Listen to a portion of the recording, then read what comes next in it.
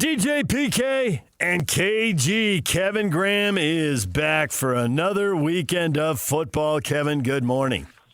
Good morning, guys. Keep playing that song, man. That's Posty, man. I'm dancing around my kitchen right now. Woo! Let's go. Dancing in circles? Yes, dancing in circles. That's pretty much the story of my life. But yeah, I'm always dancing in circles. So I think that's the name of the song, Circles. yes, I know it is. I got you. Yeah, I'm there. It's one of my favorites. I like Posty. Good. Country stuff. Yeah, Do you like his fun. country stuff, PK? I know you're a country Oh, guy. yeah, Do you I like love his it. country stuff? I Yeah. not only That song- love it, I have since, and it has been like a 3 to 4 year struggle, I'm converting the other guy that you're talking to. No way. DJ, you becoming a country guy? No way. I like it. I got to admit, Help. Post Yeah. had one of his, and it really goes to PK's point where the line blurs between country and Yep. we're all old enough to remember country and Western. I'm nowhere near Yeah. that stuff. But Country and Posty Western. was Post Malone had a song on, and I was just absentmindedly humming and singing along in the car. And I thought, hey, wait a minute. Yeah. I think this is one of those crossover songs PK was talking about. Yeah. It is, Was yeah. was it the help song? Yeah. Help. Yeah. Okay. There you go. Here, where they just yell help. I couldn't. Yeah. Okay, That's a gotcha. pop tune Yeah. all the way. I And it's didn't make catchy. this mess all by myself. This is, the story. right. We all know each other. It's the story of all three of our lives. We've all It pretty made much messes, and we had help. We did not make this mess all Very by true. ourselves. Oh, right. very true. Very true. Like the mess that's happening in Utah right now wasn't, it was made by Whittingham and others in the university. So, everybody needs some help. So it's all good. So how's that? Pretty much. Nobody's Oh, man. nobody's hands are perfectly clean, and yet nobody's awash in mud either. Is everybody's Yeah. a little grimy, right? Kyle Yes. came out and said his part. Well, I shouldn't have talked about retirement. Fact, Yeah. right? But Morgan wanted the job, right? And two people can't have the Right. job, and Morgan wanted it. And I think Harlan wanted Morgan to have it. And there's deeper stuff than all that. But if you just go top headlines, there it is. And Kyle talked about giving it up and talked about retirement for multiple years to multiple reporters. So, No. yeah, It's there it is. all happening, and you know what? And the people that are benefiting the most are you two and other media and talk show hosts. Oh, I don't think that's true. I think there's some players and coaches. Well, I think the list of coaches who have benefited from Kyle's decision, I think we spend the rest of the segment. We got to be somewhere around 20 coaches that have gotten better jobs and made more money. Oh, no doubt. And it's, No doubt. And a lot of it, and it's like the real world. It's like who you know and your connections and your relationships because you just never know. And, yeah, you're right. I mean, Jay Hill was sitting there as defensive coordinator at BYU, and great job, making, I'm sure, decent money now. But now he's a decent defensive coordinator of one of the premier programs in the country, or at least one of the Blue Bloods. And now suddenly he's elevated to maybe being the next Michigan coach or being being a Big Ten coach or whatever. You're 100% right. I mean, everything jumps up, and it's because of who you know, and it's because of timing and some luck, and all that plays a part. So, and then I know fans still are upset and players are transferring and all that, but I hate to say it, but Whittingham has that power now, and I know they're mad because they didn't expect him to go to Michigan, but you know what? And you guys were talking about how, now Utah suddenly is on the spotlight, and players that were meant to always go to Utah or BYU are suddenly now going to all these other programs. Well, no offense, guys, but the SEC is going through this right now as well. I mean, the SEC for years could pay players where everyone else didn't pay players. And look what's happening to them now. Now suddenly everybody's on an even playing field. And my point is now Utah, this is good for Utah players, good for Utah schools. May not be so good for Utah and BYU fans, but you know what? If you're a great player, you are going to get paid to go play at a bigger school. And that's just the fact. And Utah and BYU now has to figure out how they're going to counter and keep their in-home, their homegrown talent in the state. And they could do it, obviously, but some of the elite, and we've seen some of the elite players of Utah, by the way, already take off as well. So, I mean, it happens. So, this is just the new reality. It sucks, that you used to be able to hoard your in-state guys. You guys were talking about how, everything is changing and everybody's expanding and you're losing players and you're losing coaches and all that. Well, welcome to the real world, because the SEC is finding that out now, and we're all happy about that, being not fans of the SEC. But now everybody else is on a level playing field, and they can't keep everybody like they used to. So we just got to get used to this. This is the way it's going to be until any kind of legislation, if ever, will be put in place to put some control under this stuff. We saw 21 years ago, Kyle Whittingham. He was clearly the man once Urban took off. The program was in a good spot, and Whittingham had been there for over 10 years, I think right there at the mark, and had proven extremely well as a defensive coordinator, was good at what he was doing and deserved it. It was logical. So the parallels are striking in terms of what they're doing with Scally, right? You hire someone who's been there, very good. The program's in a good spot. But we know when Urban took off and Kyle took over, it was a little rocky, a little shaky. I can't remember where you were at that time because you're all over the country. You may have well actually have been here during that time firsthand and seeing it up close. But we know that he was something like 16-13, and they were coming off a miserable loss to UNLV of all things. And we're like, oh my gosh, is this guy going to be able to make it? And then he blows up the next several years and they win 90% of their games or whatever. And he solves that issue. So even though Scally's you can argue Scally even has more credentials right now than Kyle had, but certainly they're in the ballpark. With that being said, what level of anticipation do you have with Morgan being able to hit the ground running? None of us want to see him go through that 16-13 mark that Kyle did, but it is brand new, so we don't really know. Yeah, you got to get your footing, right? At least back in the day, you were expected to get your footing. And to Kyle's defense, and I remember I came in right after Urban, so that was my second stint in Utah, and Whittingham was taking over basically.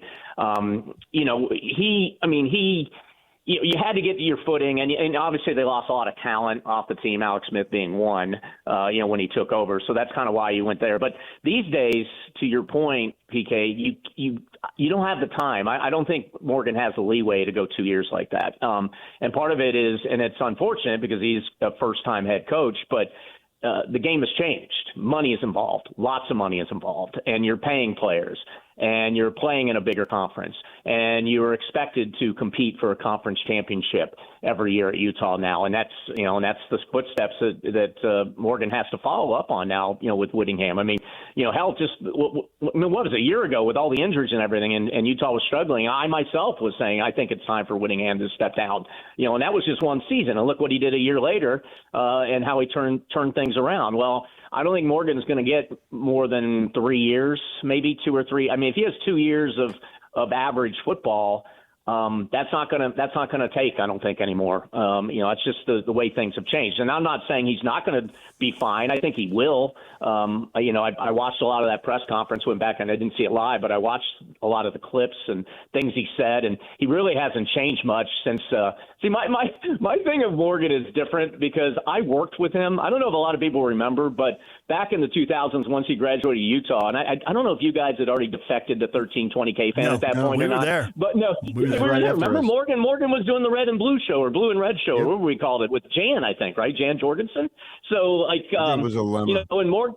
Or Lemma, yeah, that's right. Lemma at first, and then I think Jan came in later, and then it kind of transformed a lot of different hosts at that time. But so I got to meet Morgan straight out of college, and he was a bright kid. I guess you can't call him a kid when you're 23 or whatever, but he was smart, very energetic. Reminds me a lot of who he is now. It seems like he hasn't really changed much, except obviously he's gotten older and wiser. But for me, it's hard because my memory of Morgan is Utah BYU in Provo. It was the Ratliff game. Everybody was predicting BYU to win that game because Ratliff was coming in as quarterback for Utah.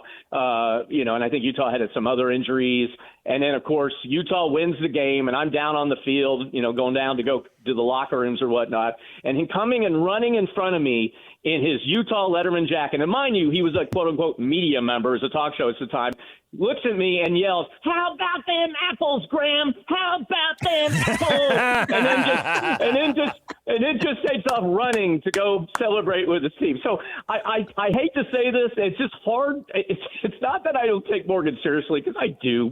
Look what he's done. But it's hard for me to get that image out of my mind. But what was your question again? He's got 2 or 3 years. But yeah, how about them apples? I'll never forget that. It made me laugh. I just sat there. We gave him crap for being on the sidelines in his Letterman's jacket at that game. Right. I remember that game vividly. And they asked me to come down. He was trying to act like, well, it wasn't me. They asked me to do it, so I felt I had to. And then he did do that for the year, and then he transitioned into coaching. He did. And here we go, man. Yeah, and here we go. And now he's on. I hope he does well. Like he's a great dude, and he's smart, and he's energetic, and he's authentic. I mean, everything he was talking about, and the quotes he had, and how he was responding, and his emotions. I mean, I think that's all great, and that's all great, honestly, of why he'll be a great recruiter and is a great recruiter, because people will connect with him. But he's not going to have a lot of timeline. I mean, I think this day and age, and you guys can disagree with me, but the pressure's on, right away. I mean, as you pointed out, DJ, I think in the last segment, about coaches are now getting fired in September. Yep. So, I mean, it's and that's part of the pressure cooker now you're in. Yeah, 2 words. Curt Cignetti. He goes to a nowhere program like Indiana that's got nothing and done nothing, and he uses the transfer portal, and apparently he had more money, and so there's that. And now they're back-to-back playoffs. Do you think they win the semifinal and win it all? I do. I mean, nothing is on the – again, you can only look on the field. I mean, they're perfect this year. Yeah. I mean, not perfect in how they play, but they've won every game. And they're playing in arguably the top conference. With the SEC being the way it is now, I think you really can't argue that the Big Ten, at least at the top, is stronger. I mean, I think everything we've seen on the field, they do win. They did play earlier in the season, where Indiana won back in October, 30-20. Dante Moore threw a couple interceptions in that game. I did watch a lot of that game. He was a little – they put pressure on Dante, and he was he was a little shaky in that game. So, things could change, obviously. Oregon's without one of their top running backs. I think that's going to, be a factor.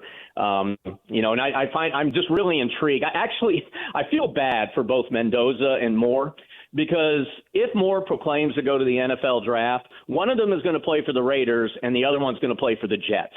So, I mean, ultimately, I feel bad for both of them, even though they're going to get paid a lot when they go to the NFL, but they're going to go to really 2 garbage franchises. If I'm Moore, and he's going to be the second pick probably to the Jets, I don't go to my Jets. Like, don't just stay in have Phil Knight pay you a lot of money to play one more year. But I think it's an intriguing matchup. But I do believe, there's nothing on the field that has shown me that anybody can beat Indiana right now. And it's just amazing to say that. Anybody that doubts Indiana right now, it's because of the eye on the side of the helmet, because they're just that good. And as a Big Ten follower a lot of my life, living in Michigan in my high school and college years, I mean, it's just weird to see, to be honest, but they're just that good, in my opinion.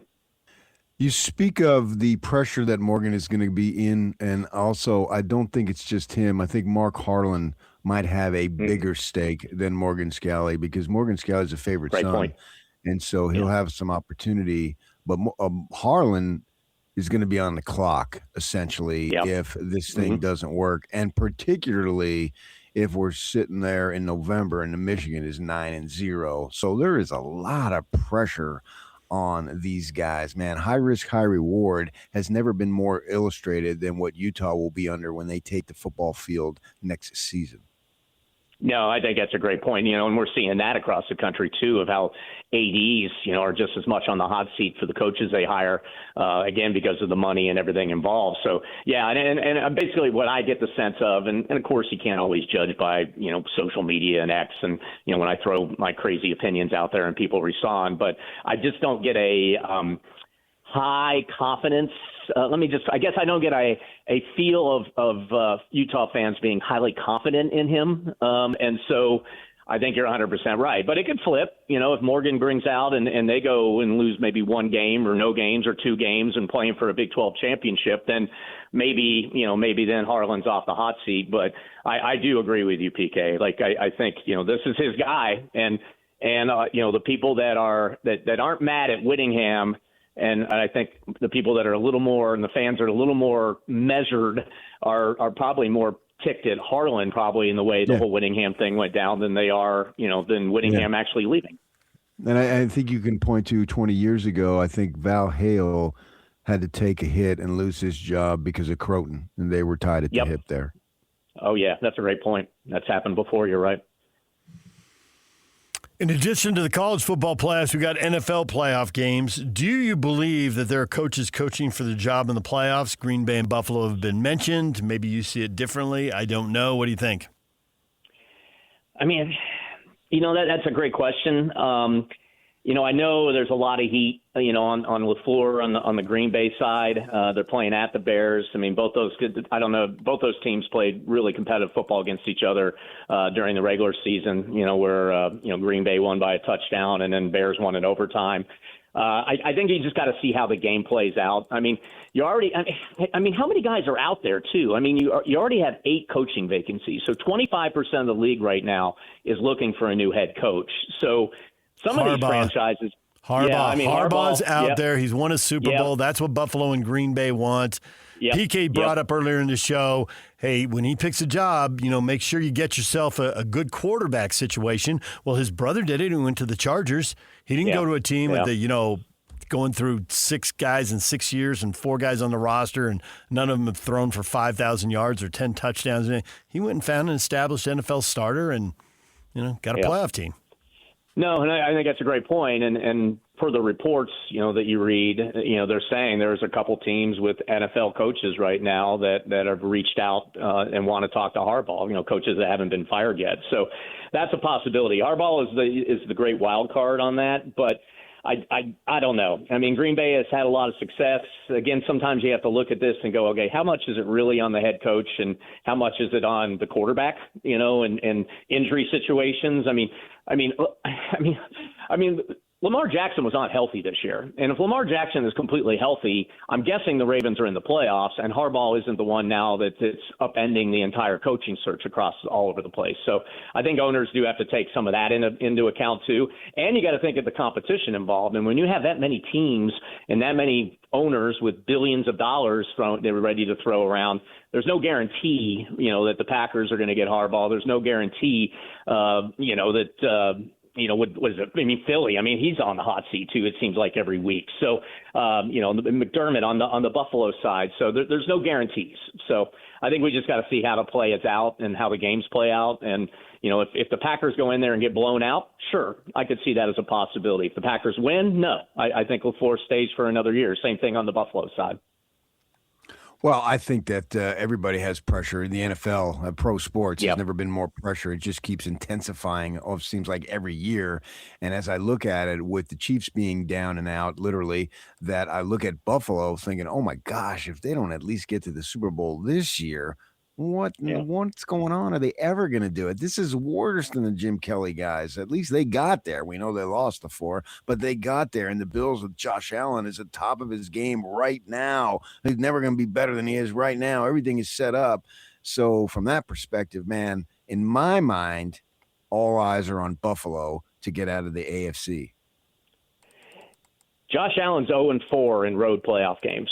So I saw that stat this morning, listening to you guys and prepping, and I'm like, wow. I mean, so you're right. There's a lot of pressure, but Josh Allen hasn't figured out how to win on the road. And that defense, he has not on the playoffs. He's 0-4. I know, but I'm making PK's argument for him, though, because he's always like, it's not all on the quarterback. They were in Kansas City with the Chiefs at the peak of their powers. The stadium going nuts. They scored with 13 seconds left to take the lead. Not his fault. He left 13 seconds and the defense blew it. Winners What's his and record, losers. Kevin? Winners and losers. 0-4 in road playoff games. All right. So that's the stat, DJ. All right. And you know what? You also have to take into account that they are also playing another really good NFL team in the playoffs, which is Jacksonville, that nobody probably watches or pays attention to. This is a Jaguar team that's won 8 in a row. And get this. Allen has accounted for 39 touchdowns this year total, rushing and passing. Trevor Lawrence accounted for 38 this year. Again, probably a lot of people wouldn't know that. I only know that because in one of these stupid fantasy leagues that had 16 teams in it that I was playing in, I had Trevor Lawrence as my quarterback, so I know how good he was this year. Yeah. So, yeah, we could sit there and we can say, do or die, but you do have to give the Jaguars, and playing at home, they're pretty good. And even though they're he's got underdogs, better hair. And he's got that flowing like hair going on and stuff. Yeah, 100%, man. Yeah. So Houston's won 9 straight. Jacksonville's won 8 straight. How about a Texans Jaguars AFC title game? And America shrugs. Oh my God. They can work up no emotion for either one of these teams. I love them. I hate them. Like, they're both regionalized into oblivion. You gotta be watching Red Zone or have the NFL package so you can watch the whole league and yeah. Yep. I know wouldn't that be weird if that could happen? But again, the beauty of the NFL, that's the beauty of it's kind of where college football is going. Even though college football doesn't really have a salary cap anymore, or they're supposed to. The NFL has a salary cap. Everybody, is within everybody. I mean, we saw it this year. I mean, it's absolutely ridiculous what happened this year in the NFL. And I know, again, by my own personal thing of A, my little $5 bets I would make and how often I lost. And B, in this pick'em poll thing I'm in with like 300 people, the people that were winning each week, these pick'em polls, they were like, how do I say this without offending anybody more in these days? But it's kind of like the woman at the front desk who always won March Madness poll, because they just pick on mascots and stuff. Those are the people that won every week in the NFL polls this year because you didn't know who was going to win. There were some weird upsets and everything like that happening every week. So I'm excited for the week. I always love Wild Card Weekend. I mean, hell, we got 6 elimination games happening in 3 days, which is tremendous. And then we got a playoff game tonight. But it's going to be interesting. I think we're going to have some weird things that are going to happen. And to your point, I wouldn't rule out a Jacksonville-Houston championship game when it's all said and done.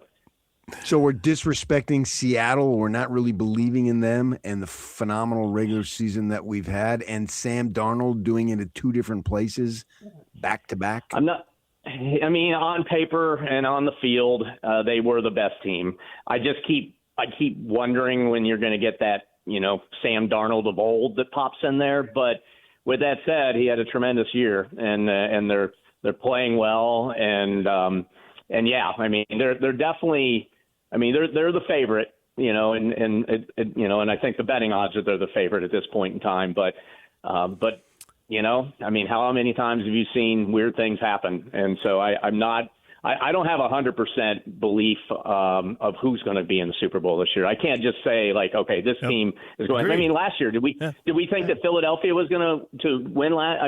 They were on paper like again really good, but they got really hot in the playoffs too. And Jordan, and Hurts, really caught fire if you remember last year in the playoffs, and that's why they ended up going to the Super Bowl and winning. Who's going to be that team this year? Who's going to catch fire? Who's going to get heat? I mean, we're seeing it in the college football playoff. Look at Miami. They caught fire at the right time. Look at these tournaments. Certain teams catch fire at the right time. I think that's just kind of where we are right now with the NFL as well. Seattle and Houston are the only 2 teams that didn't give up 300 points this year. They have the 2 best defenses in the league. Now, the margins are small, so any given week, and who knows, and special team scores and pick sixes and all that stuff. Mm-hmm. But you got to take them seriously. They may not pull it off, but you have to take them seriously if they got the best defenses in the conference. Well, what's his record? Defense. What's Darnold's record on the road? Yeah. Hold on. Give me a second. Let me type that in. AI. Oh man, it'll be interesting to see, man. You mark my words. If Josh Allen, if they Bills lose and Josh Allen's 0-5, that's what I'm leading our call with next Friday. 0-5, DJ. Okay. That's what I'm going to say. All right, I'll let you try to explain it. He can wear some of that, but man, when you're playing the Chiefs in KC and you score with 13 seconds left to take the lead, 13. I have a hard time. The game's over. I run over to the sideline. You bum. I'm not buying it. Something's off with Buffalo this year, though. I mean, in all seriousness, I agree. Defense is strong. And I think Jacksonville can win that game. Yeah, everybody's like, "This is Buffalo's year." It's like, based on what? Not have you watched them? It's up and down. The Chiefs aren't in. That's what. That's right. Chiefs were 6-11 this year. Is that what I remember or something like that? The Bills ran hot and cold. He ran hot and cold. He was a quarterback of my fantasy football team. I was following him every week, and the Bills every week. And there you go. They ran hot and cold. Weird stuff happened. Yep, I agree. All right, thank you, Kevin. You're the man.